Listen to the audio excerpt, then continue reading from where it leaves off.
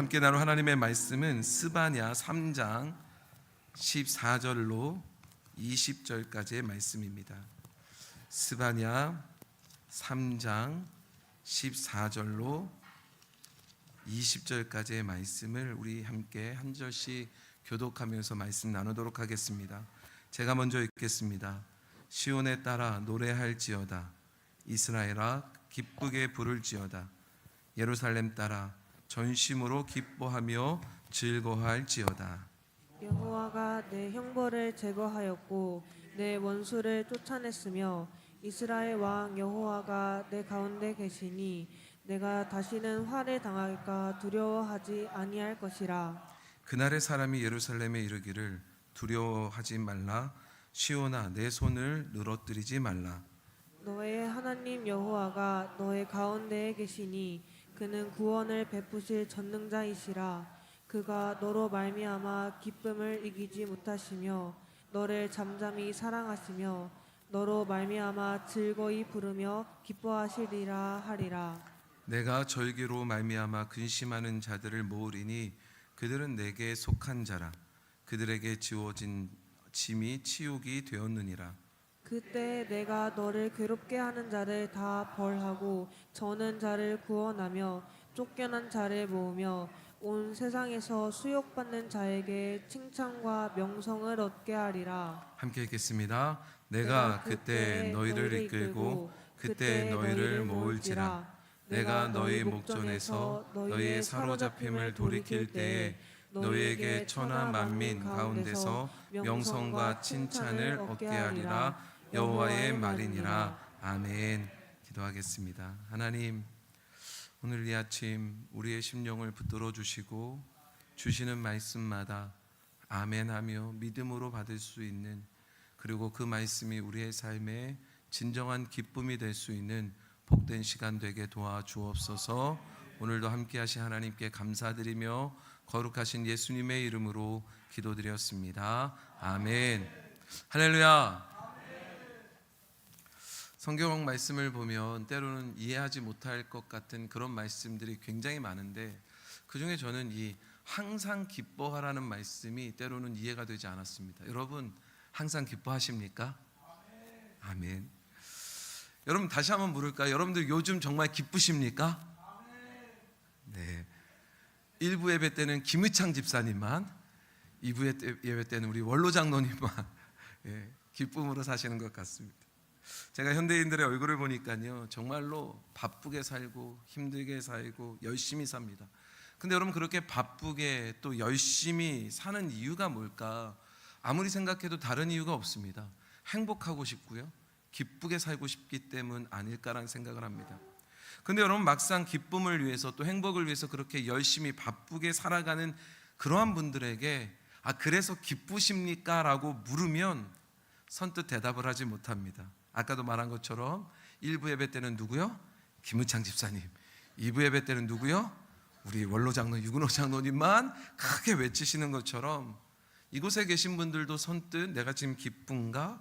여러분 기쁨에 대답을 하지 못하는 경우들이 많습니다. 오히려 기쁘십니까? 행복하십니까? 라고 물으면 요즘 바빠갖고요, 기쁠 틈도 없어요. 요즘 피곤해갖고요, 요즘 내 삶이 너무 불안해갖고요. 여러분 이런 말들이 먼저 나오는 게 오늘날 우리들의 모습입니다. 특별히 제가 말씀을 준비하면서 청년들을 좀 생각해 봤습니다. 여러분 청년의 시절을 한번 기억해 보십시오. 청년들이요, 고등학교 졸업하고 대학교 갑니다. 또 고등학교 졸업한 후에 바로 직장을 가는 청년들도 있고요. 근데 여러분 직장을 다니던 대학교를 다니던, 그리고 나서 여러분 안타깝게도요, 그 다음이 잘 보이지 않는다고 말합니다. 예를 들어서 여러분 대학에 다녔던 청년들이요, 이제 졸업할 때가 다가오면 당연히 여러분 이제 직장을 잡아야 되고 당연히 직장이 잡힐 거라고 당연한 마음을 갖는데, 여러분 죄송하지만 예전 어르신들은 대학만 나와도 직장이 그냥 되는 시절이었다면 지금 대학에 나왔다고 해서 그냥 직장이 주어지는 그런 세상이 아니란 말입니다. 그러니 청년들의 입장에서 보면요, 대학을 졸업했다고 해서 기쁘고 즐겁고 행복하고 기대되고 이런 게 아니라 마음에 불안한 마음이 가득한 겁니다. 그러니 여러분 청년들의 입장에서 보면요, 어찌 보면 얼굴에 기쁨이 없는 모습이 당연합니다. 어른들이 또 그런 모습 보면 야, 너 좀 웃으면서 다녀라. 그러지만 한번 생각해 보십시오. 웃을 일이 별로 없습니다. 또 많은 분들이 청년들에게 이런 이야기합니다. 솔직히 말하면 이 모습은 저의 모습이기도 한데, 제가 청년들한테 제가 일찍 결혼해서 그랬는지 몰라도 결혼하라고, 빨리 결혼하라고, 뭐 저는 이런 얘기 자주 합니다. 근데 여러분, 청년들의 입장에서 생각해 보면 여러분, 이것도 되게 웃긴 거죠. 왜냐하면 여러분, 결혼하려고 하면 뭔가라도 좀 있어야죠. 세상으로 치면 붙잡을 끈이라도 좀 뭔가 있어야 되는 것 아닙니까? 내가 무언가 제가 뭐 잘못했나요 지금? 뭔가 준비된 조건 하나라도 좀 있어야 뭔가 좀 결혼할 마음도 생기고 그럴 텐데, 생각해 보십시오. 집이나 하나 뭐 제대로 가질 수 있습니까? 집값은 가파르게 오르지요. 심지어 아까 말씀드린 것처럼 취업하려고 하니까요, 취업의 문은 너무너무 작은 겁니다. 심지어 여러분, 가진 것을 보십시오. 가진 것 하나 없지요. 그러니 여러분, 기뻐할 게 청년들에게는 별로 보이지가 않는 겁니다. 여러분, 입시, 취업, 또 때로는 직장 다니다 보면 때로는 직장에서 실업하게 되기도 하고, 사업을 하다 보면 사업에 실패하기도 하고, 자녀 교육, 건강, 은퇴, 노후, 아무리 생각해도 여러분, 우리 안에 기뻐할 것이 분명히 많아야 될 것 같은데 기뻐할 것이 생각보다 그렇게 많지 않습니다.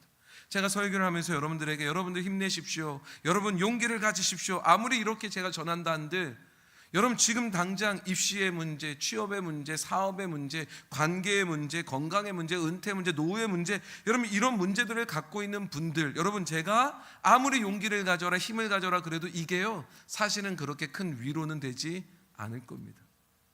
그런데 한번 잘 생각해 보십시오.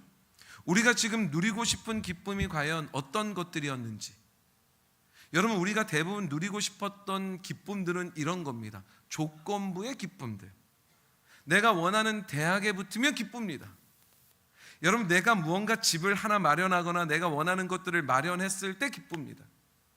자녀가 여러분 말을 잘 들을 때 기쁩니다. 통장에 잔고가 좀 넉넉히 채워져 있으면 기쁘지요.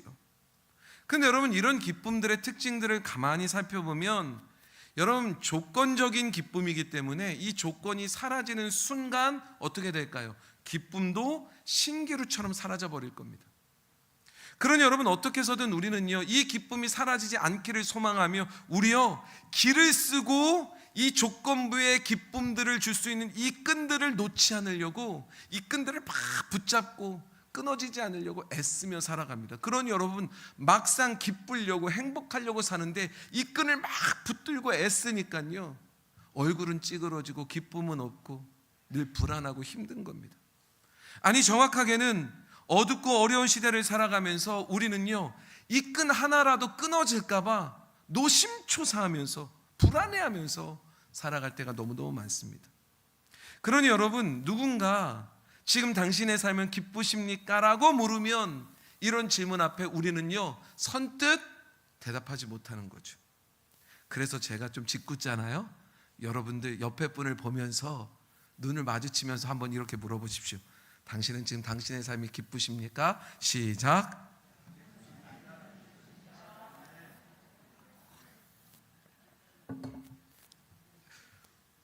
정말로 반응들이 별로 없으신 것 같아요. 여러분, 그래도요, 아직 우리가 이 끈을 쫙 붙들고 있으면요, 그나마 좀 기쁩니다. 왜요? 아직 나 주머니에 돈도 좀 있고요, 아직 나 뭐 관계도 좀 괜찮고 건강도 보니까 뭐 나름 괜찮고요. 그러니 여러분, 이 끈이 아직도 남아 있으면 그나마 기쁘다는 생각 조금 할 겁니다. 그런데 한번 물을까요? 만약에 여러분들이 그토록 의지하고 있는 이 줄들이 하나씩 끊어져 가면 어떨까요? 쥐고 있었던 그 물질이 끊어져 버리는 겁니다. 다 잃어버린 거예요. 다 사라져 버린 거예요. 그나마 좀 건드리고 있었던 내 건강이 끊어져 버리는 거예요. 그나마 좀 괜찮았던 가정이 끊어져 버리는 거예요.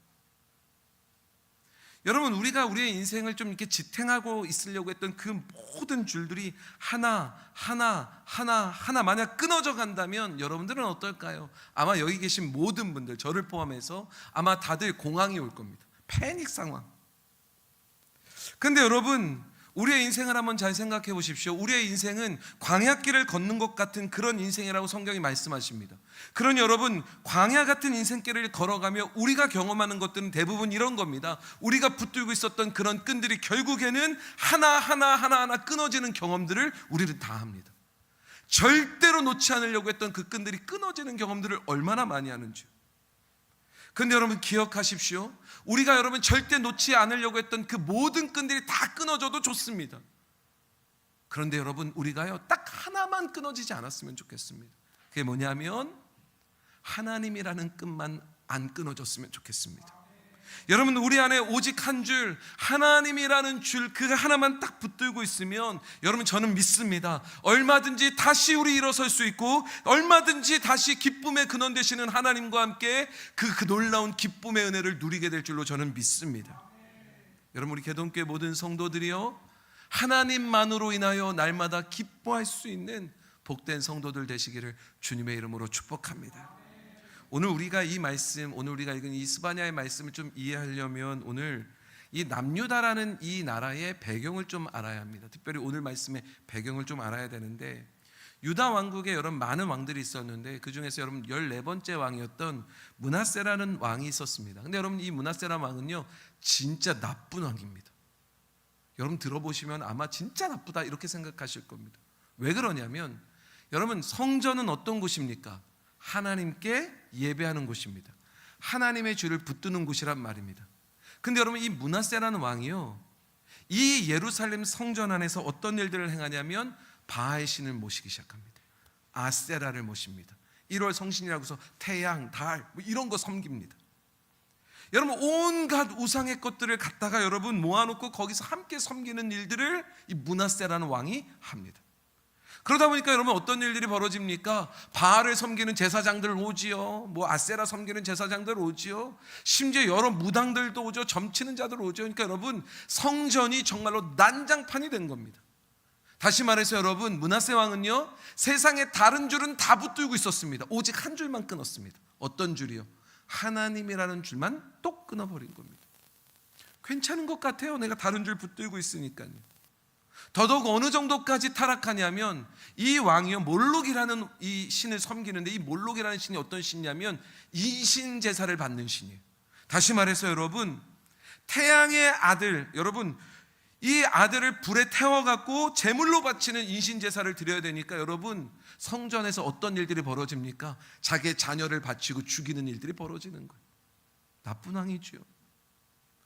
여러분, 이런 왕이다 보니까요 정치 또한 잘하지 못했습니다. 정치도 굉장히 악한 마음으로 정치를 행합니다. 그러니 어떤 일들이 벌어지냐면 아무런 죄가 없고 아무런 잘못이 없는데 마음에 안 들면 잡아다가 죽이는 겁니다. 그러니 여러분, 예루살렘의 길가에 피가 흘러 넘치는 거예요. 여러분, 이 말씀이 열왕기하 21장을 쭉 읽어보면 거기에 기록되어져 있는데 이건 나중에 한번 읽어보십시오. 그런데 여러분, 그렇게 악함을 드러내었던 여러분 이 므낫세 왕이요 세월에 장사 없다고 죽어요. 그리고 나서 여러분 아몬이라는 여러분 이 아들이 왕위에 딱 오르는데 이 아들도요 똑같습니다. 그냥 므낫세 아버지가 했던 거 그대로 따라갔고요. 여러분 아버지가 했던 그 모든 우상들 섬기고 악행을 그대로 행합니다. 그러다 여러분 어떻게 죽냐면 2년 왕위에 오른 지 2년이 채 되지도 않아 갖고 여러분 구테타로 인해서 암살당해서 죽어버립니다. 그리고 나서 이 아몬의 자손이었던 요시아가 왕으로 올라가는데 여러분, 요시아 왕이 몇 살 때 왕이 됐냐면 8살 때 왕이 됩니다. 아까도 여러분 제가 우리 1부 예배 때 물었는데 여러분, 우리 교회 8살 누구 있습니까? 누가 8살입니까? 네, 여러분 여러분 생각해 보세요. 8살이 왕이 됐으니 나라가 어땠겠습니까? 근데 놀라워요.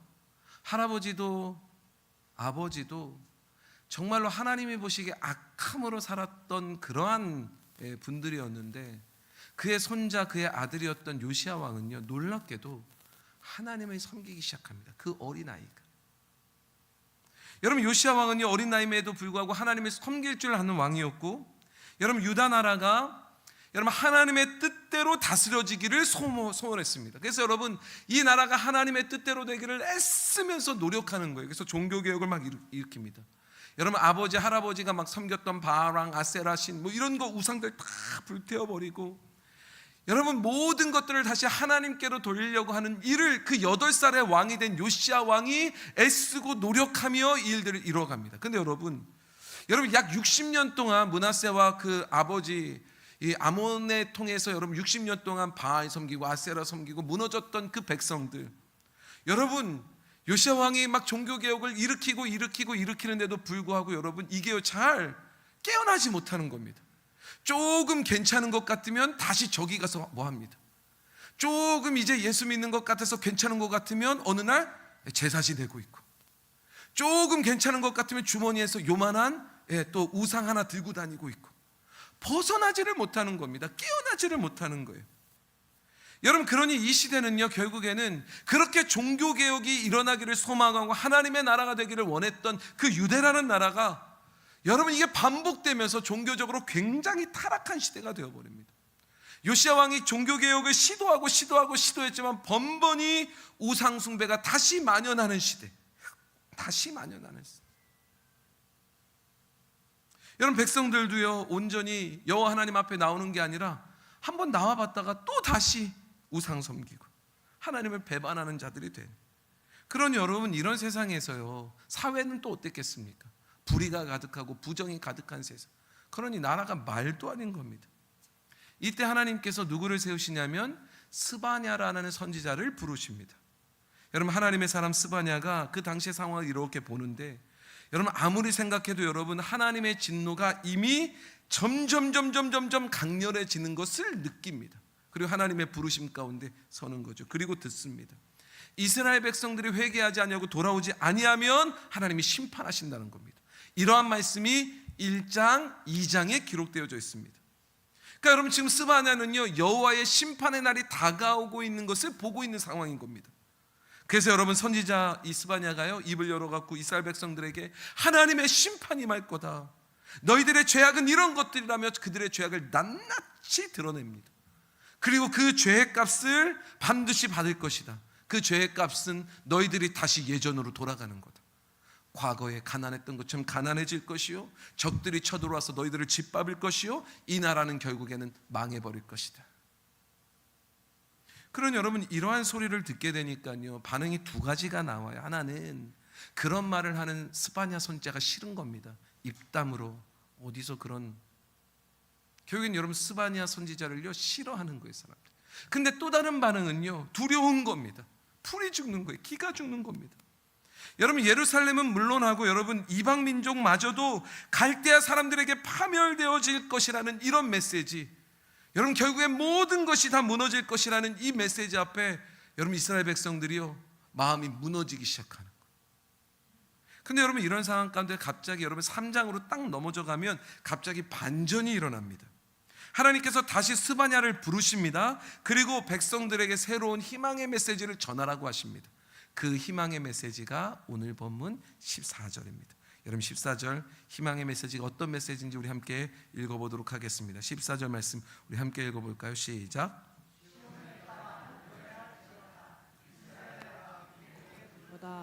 예루살렘 따라 진심으로 기뻐하며 즐거워할지어다. 여러분 지금 유다라는 이 땅은요 잔혹한 마지막의 끝자락에 서 있는 겁니다.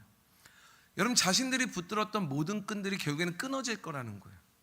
그래서 여러분 나라가 망하게 되고 영적으로 타락했으니 하나님의 심판이 눈앞에 코앞에 닥쳤다라는 겁니다. 그러니 객관적인 이유로만 살펴보면 정말로 1%도 여러분 기뻐할 것이 아무것도 없는 그런 상황이 지금 유다의 상황이란 말입니다. 근데 하나님이 말씀하십니다. 이런 상황 가운데 있는 그러한 백성들을 향해서 심지어 의기소침하고 모든 것이 막 불안하고 포기해야 되고 아무것도 할 수 없을 것 같은 그런 이스라엘 백성들 향해서 전심으로 기뻐하며 즐거워하래요. 여러분 이거 정말 이상한 것 아닙니까? 여러분들이 붙들고 있는 끈들이 다 끊어졌습니다. 근데 하나님이 여러분들에게 너희들 전심으로 기뻐하고 즐거워하라 하면 여러분들 뭐라고 하시겠습니까? 하나님 아니 무슨 비밀 언덕이라도 있어야지. 뭔가 붙들고 있는 끈이라도 하나 있어야죠. 그래야 기뻐하고 전심으로 즐거워하죠. 나 지금 다 잃었거든요. 나 망했거든요. 아무것도 없거든요. 근데 하나님 즐거워하라고요? 기뻐하라고요? 그것도 전심으로? 어떻게 그럴 수 있습니까? 어쩌면 우리는 이렇게 외칠지 모릅니다. 제가 말씀을 준비하면서 어쩌면 오늘 이 자리에도 삶의 무게 때문에 붙들고 있었던 모든 줄들이 하나하나 끊어져서 도저히 기뻐할 것도 없고 웃을 것도 없이 어쩌면 낙심한 가운데 이 자리에 나와 계신 분이 계실지도 모르겠습니다. 근데 여러분, 오늘 하나님은요, 세상의 논리로는 전혀 이해할 수 없는, 그러나 오직 하나님만이 주실 수 있는 놀라운 진정한 기쁨을 오늘 저와 여러분들에게 주십니다.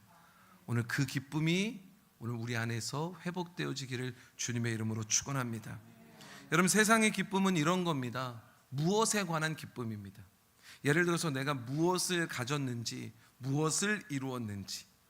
근데 여러분, 하나님의 기쁨은 무엇에 관한 기쁨이 아니라 누구를 위한 기쁨이냐, 누구에게 집중되어 있는 것이 하나님의 기쁨입니다. 여러분, 15절 말씀 한번 보실까요? 15절 말씀 우리 함께 읽어보겠습니다. 15절 시작. 내 형벌을 제거하였고 내 원수를 쫓아냈으며 이스라엘 왕 여호와가 내 가운데 계시니 내가 다시는 화를 당할까 두려워하지 아니할 것이라. 여러분, 우리는 기쁨이라는 것을 어떤 상황이 내가 원하는 대로 바뀌어지는 것을 기쁨으로 인식합니다. 그러니까 여러분, 우리의 기쁨은 상황에 따른 기쁨이 될 때가 많습니다. 그래서 여러분, 지금 내가 기뻐하지 못하는 그런 상황, 좋지 않기 때문에 내가 지금 기쁘지 않아요, 상황이 지금 안 좋아요 라고 말합니다. 그래서 기도를 할 때도 보면 우리는 하나님 앞에 이런 상황을 제거해 달라고 기도합니다. 하나님, 어려움을 당합니다. 고난을 당합니다. 그러니 하나님, 내 삶에서 이 고난을 제거해 주십시오. 이 어려움을 좀 제거해 주십시오. 그래야 하나님 나 기뻐할 수 있고요, 그래야 나 기뻐 찬양할 수 있고요, 기뻐 섬길 수 있고요, 그래야 하나님 나 기뻐 하나님 앞에 영광 올려드릴 수 있습니다. 그러니 이 상황을 제거해 주십시오. 우리의 기도가 대부분 이렇지 않습니까? 그러나 여러분, 진정한 기쁨의 비밀은 우리의 상황이 제거되는 것이 아닙니다. 우리의 진정한 기쁨은 상황의 제거가 아니라 주권이 이동할 때 주어지는 겁니다. 하나님 우리에게 이렇게 말씀하십니다. 아니, 고난은 그대로 있을 거야. 어려움은 그대로 있을 거야. 그 고난이 지나면 또 다른 고난이 올지도 몰라. 또 다른 어려움이 너에게 닥칠지도 몰라. 파도처럼. 그러나 염려하지 마. 내가 너와 함께 있을 거야. 내가 너의 가운데 있을 거야. 그러니 어떤 고난이 온다 할지라도 고난이 사라지는 것이 아니라 그 고난 속에서도 그 고난이 너를 해치지 못할 거야. 여러분, 이것이 우리에게 진정한 기쁨의 고백이죠. 우리가 고백하는 찬양 중에도 이런 찬양 있지 않습니까? 하나님은 너를 지키시는 자, 너의 우편에 그늘 되시니 낮의 해와 밤의 달도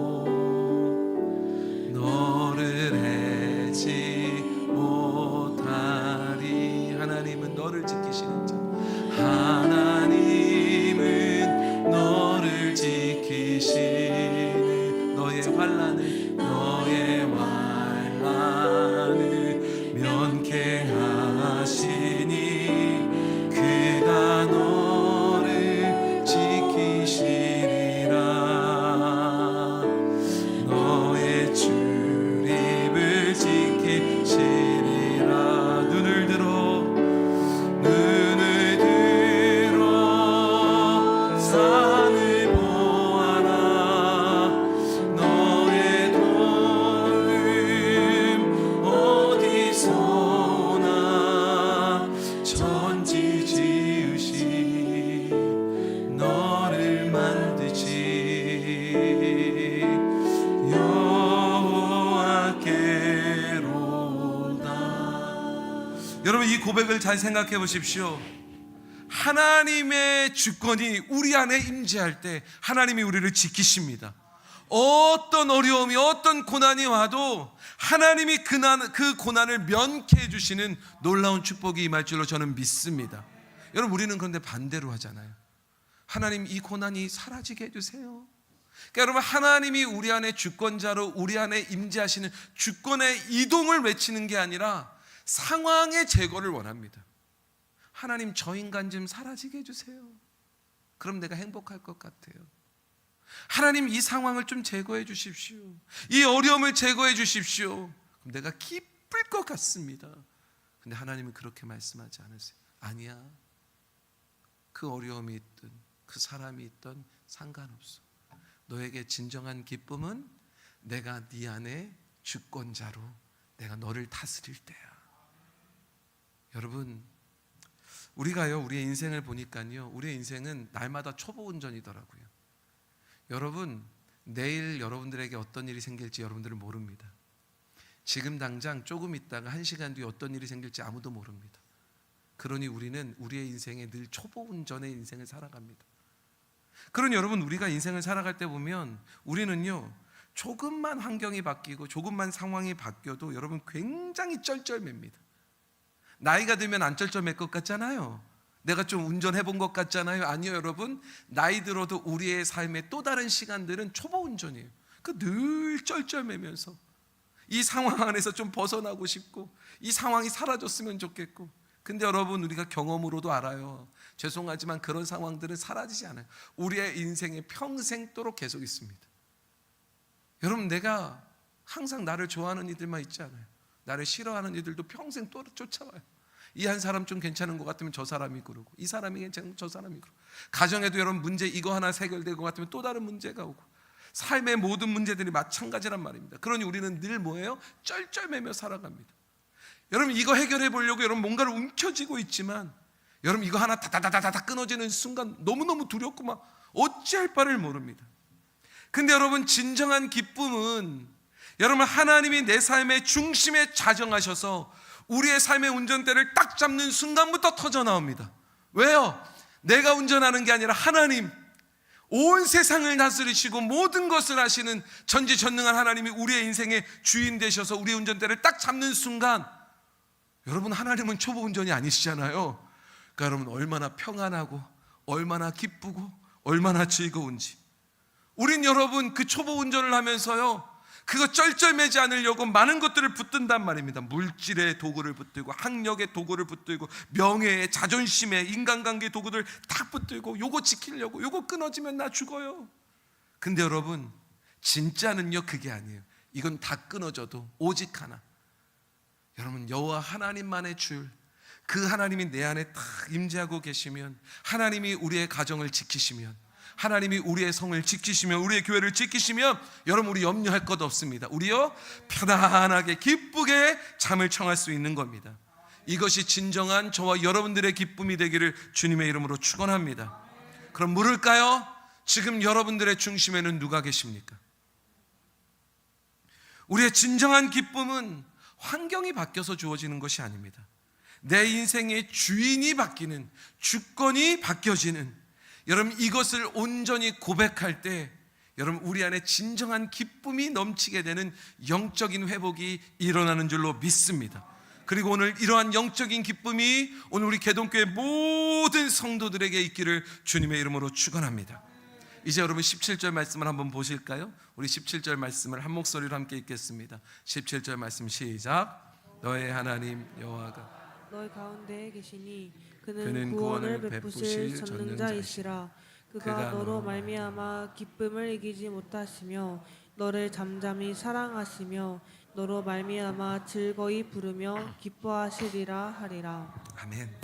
여러분, 우리가 이 말씀을 묵상도 하고 이거 말씀 가운데 찬양으로도 우리가 이거 부르기도 하거든요. 너의 하나님 여호와가 너의 가운데 계시니, 이러면서 말입니다. 근데 여러분, 이 말씀 우리가 잘 알고 찬양도 부르지만 사실은 이 말씀의 상황을 이미지화하고 상상하지 못합니다. 왜냐하면 세상의 그 어떤 종교, 어떤 철학도 이러한 모습을 우리에게 이미지로 말해주는 게 없으니까요.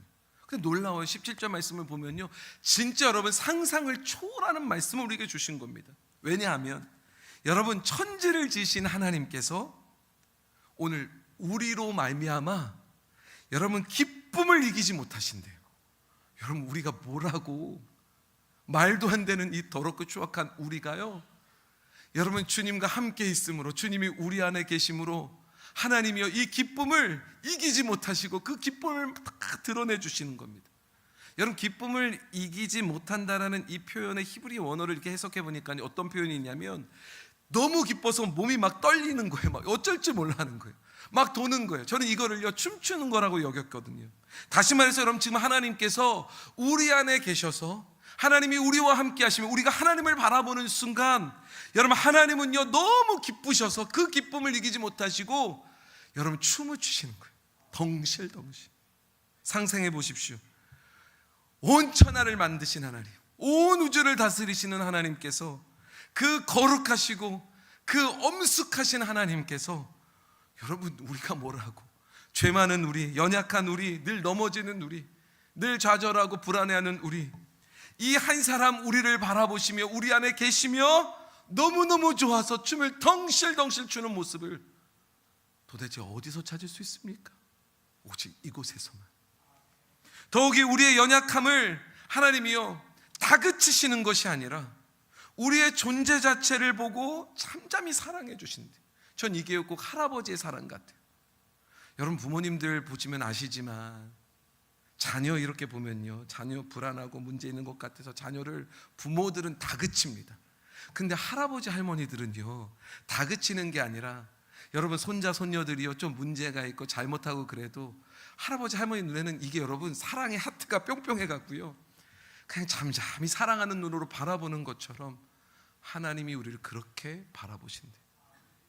또한 여러분 하나님이 우리 때문에 즐거이 부르며 기뻐하신대요. 다시 말해서 하나님이요 그 하늘 영광, 그 영광 받으시는 그 자리에서요, 죄송해요 좀 약간 체면 없으시게 벌떡 일어나 우리를 위해서 막 노래를 불러주시는 거예요. 막 찬양을 부르시는 겁니다. 하나님이요 오늘 저와 여러분들을 주제로, 우리를 주제로 하는 곡을 작곡하시고 온 우주 가운데 그 노래들이 가득 울려 퍼지도록 하나님이 크게 막 찬양하고 계신 거예요. 이게 지금 상상이 가십니까? 여러분 우리 안에 진정한 기쁨은요 바로 이것을 깨달으면서 시작되는 겁니다. 내가 하나님의 이 사랑을, 하나님이 나를 이렇게 기뻐하시고 즐거워하시는구나, 이걸 깨달을 때 어떤 상황이 있다 할지라도 하나님이 나를 위해서 그렇게 기뻐하시고 찬양하시고 춤추시고 사랑의 눈으로 바라보시니 나 또한 그 기쁨을 함께 누리게 되는 것. 내가 뭔가 대단한 일을 해서 하나님을 기쁘시게 한다는 생각을 버리십시오. 많은 분들이 이런 생각을 갖습니다. 내가 공부를 잘해갖고 좋은 대학에 가면 하나님 앞에 영광을 올려드리는 거지, 내가 사업을 잘하고 내가 유명해지고 내가 무언가 대단한 일을 하면 그게 하나님 앞에 영광을 올려드리고 하나님이 기뻐하시는 것이라고 생각하지만, 여러분 죄송하지만 그건 착각입니다. 하나님은요 이미 죄인되고 더럽고 추악하고 연약한 우리지만, 우리가 하나님을 우리 안에 모시는 그 순간부터 하나님은 그저 나 때문에 행복하셔서, 죄송해요 미칠 지경이신 겁니다. 너무 기쁘신 겁니다. 우리가요 이 당혹스러운 진실을 받아들일 때 우리 안에도 진정한 기쁨이 넘칠 줄로 저는 믿습니다. 세상은요 뭔가를 이루어야 박수 쳐주더라고요. 근데 우리 하나님은 그게 아니에요. 하나님은요 우리가 그저 하나님의 자녀가 되는 순간 그 존재만으로도 우주적인 댄스 파티, 우주적인 찬양 파티를 여시는 거예요. 여러분 지금도 열고 계십니다. 여러분 때문에, 저 때문에. 제가 지지난주에 우리 금요 기도회 때 우리 청년들이 나와서 막 찬양하고, 심지어 다른 교회 청년들도 와서 같이 찬양하면서 막 찬양하는 모습 제가 보았는데 너무너무 즐겁고 기쁜 겁니다.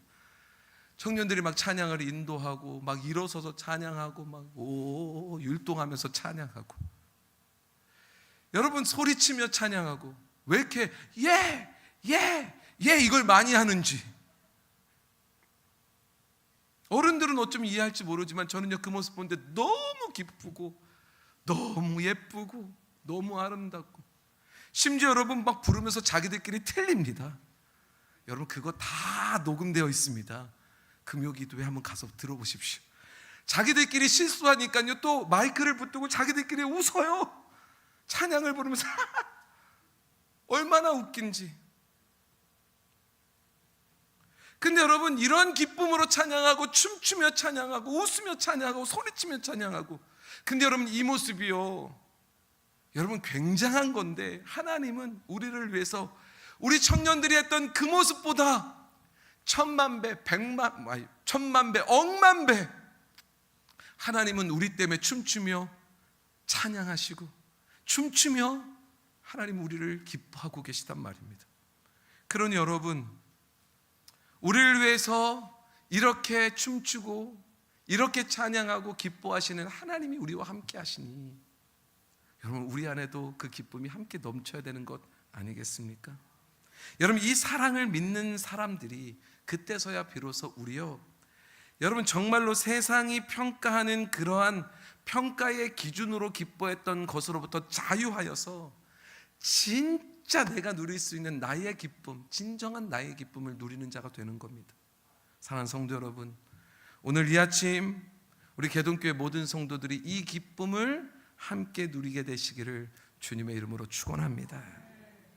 찬양단 나와주실까요?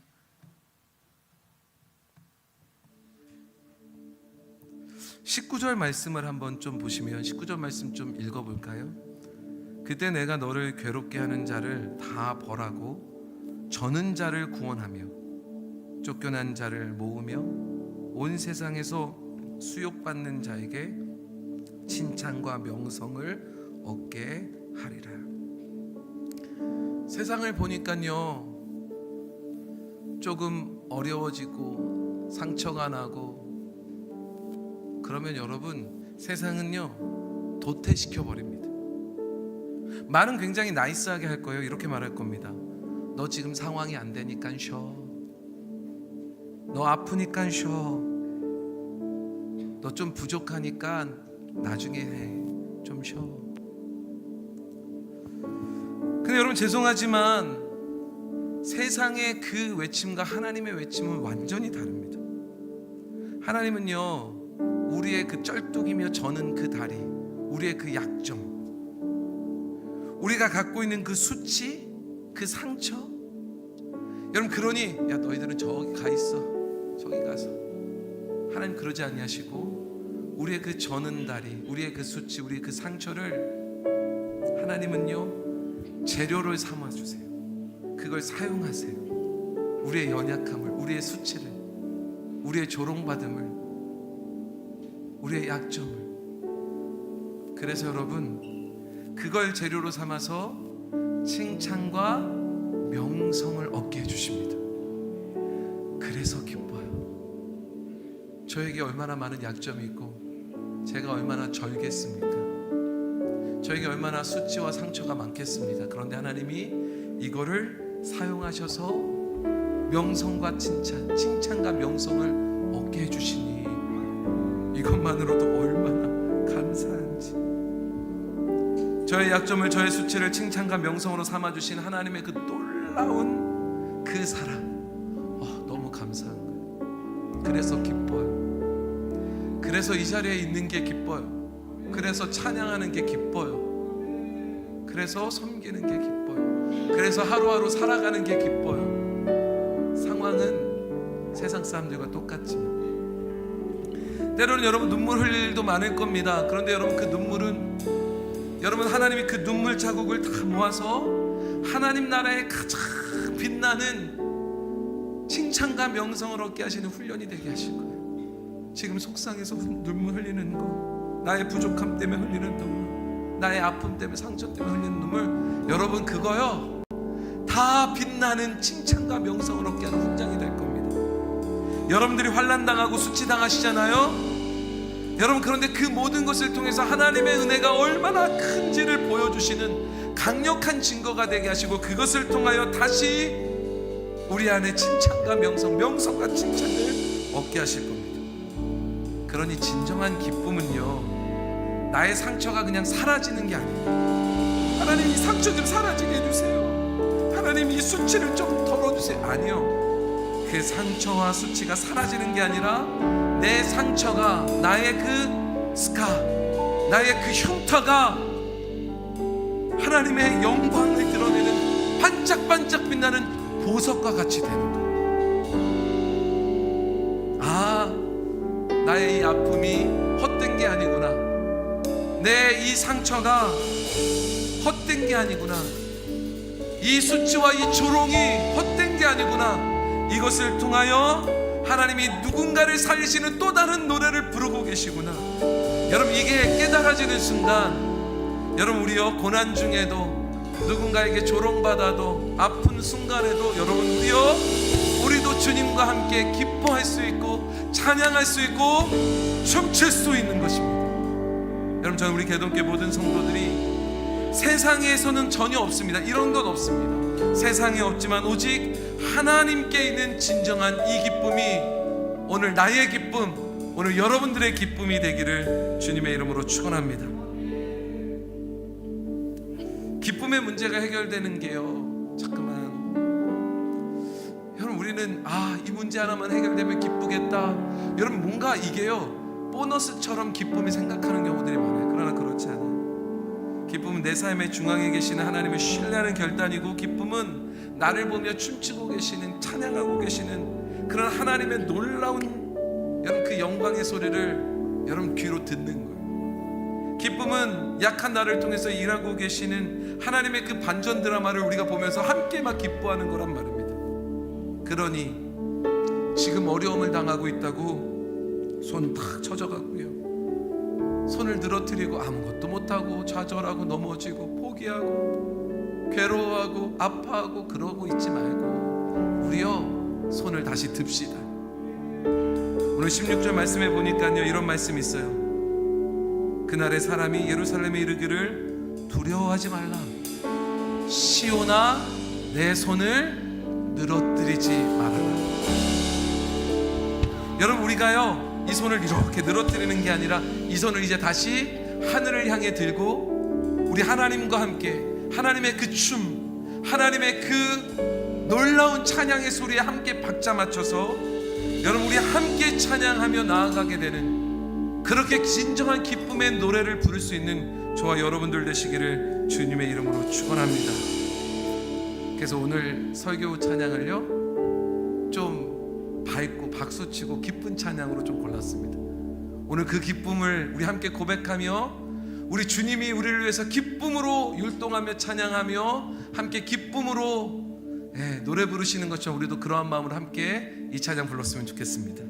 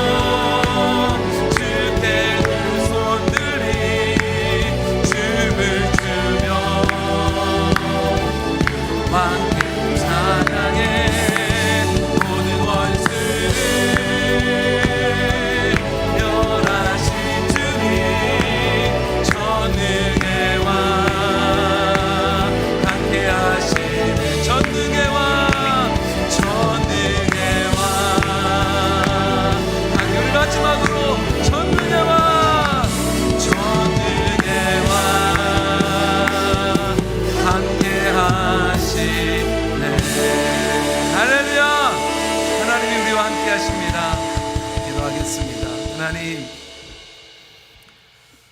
우리 안에 진정한 이 기쁨이 넘치게 하여 주옵소서. 하나님이 내 안에 나의 주권자로 계시니 우리 안에 기쁨이 넘칩니다. 그 하나님께서 우리 때문에 기뻐하시며 찬양하시며 춤추십니다. 그 사랑에 감사하여 기뻐합니다.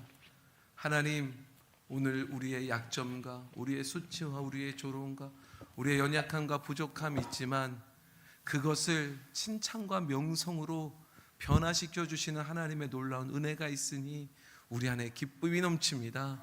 하나님, 우리 개동교회 모든 성도들이 이러한 진정한 기쁨을 회복할 수 있도록 하나님 도와 주옵소서. 감사드리며 예수님의 이름으로 기도드렸습니다. 아멘.